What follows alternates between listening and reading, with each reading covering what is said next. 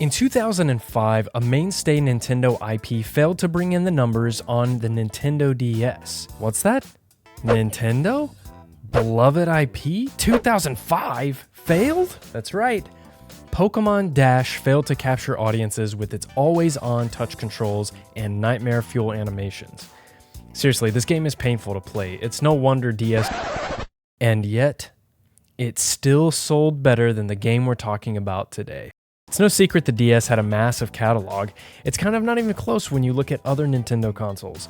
1,791 games just in North America? With a selection like that, you're bound to find a pile of trash every so often. They even made a game based on the television show Deal or No Deal. Sorry, Howie. But what if I told you there was a game in that sea of games that was also based on a TV show that wasn't...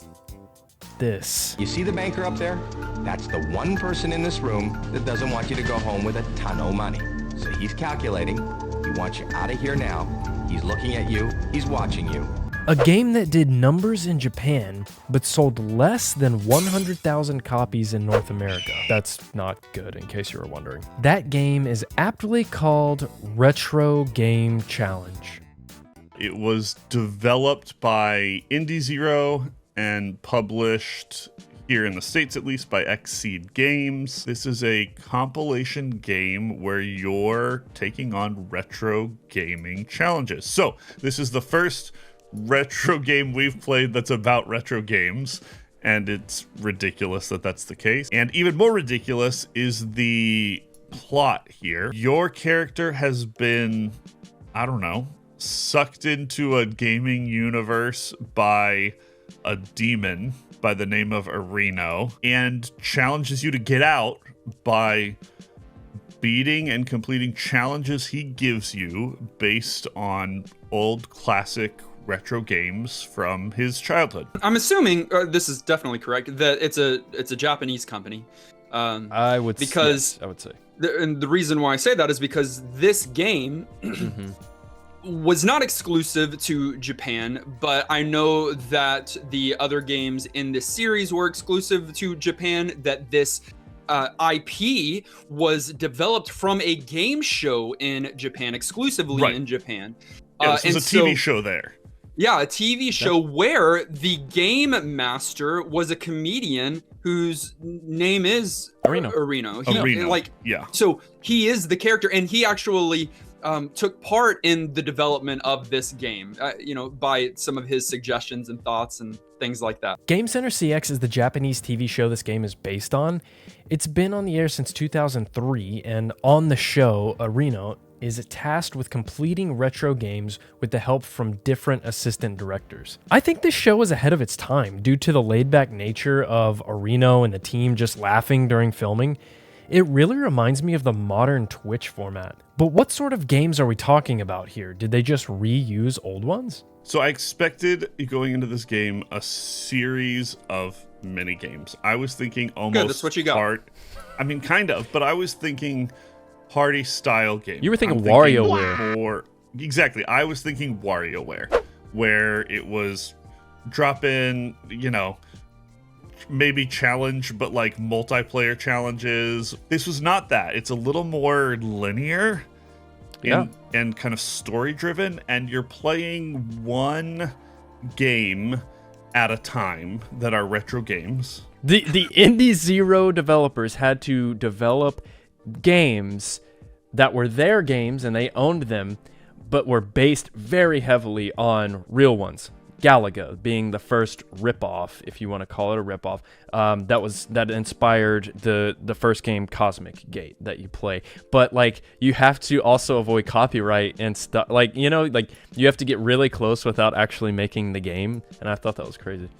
I definitely don't want to use the word ripoff because I don't either. Or the words. I don't really know how hyphens work, but because they are nods to, they are certain. It's very intentionally, and it's doing it with honor. Because the whole game is about playing old games. We simply can't do that in one game, and so they are. Thank you. So it's one thing to make a game nodding to retro games, but it's a whole other beast to try and make those games fun and playable. At first glance, Retro Game Challenge seems to be a novelty that can't deliver the fun factor. I mean, look at the cover. But it's clear these games were made with care. In fact, the free play mode, where you can freely switch between games, packs hours of replayability for some of these titles.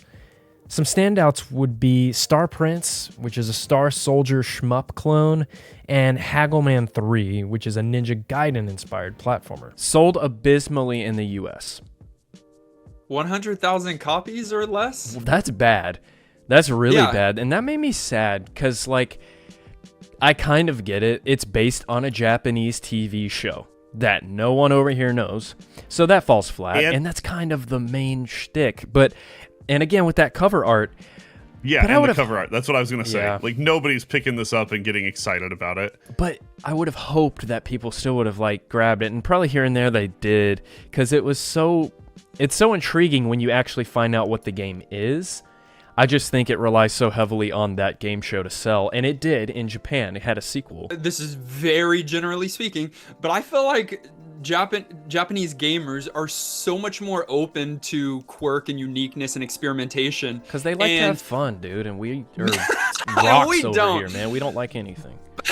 But over here, and I think more so now, but back then, certainly not. Like, you needed a game that fell in one of these three categories, basically. And if it didn't, we're not going to play it. On one hand, I can see, a kid at the time, or even now and later, like, picking up this game and being introduced to, like, retro gaming. Because some people have zero context. We do, because we at least got the tail end of a lot of these, or it was full on our childhood.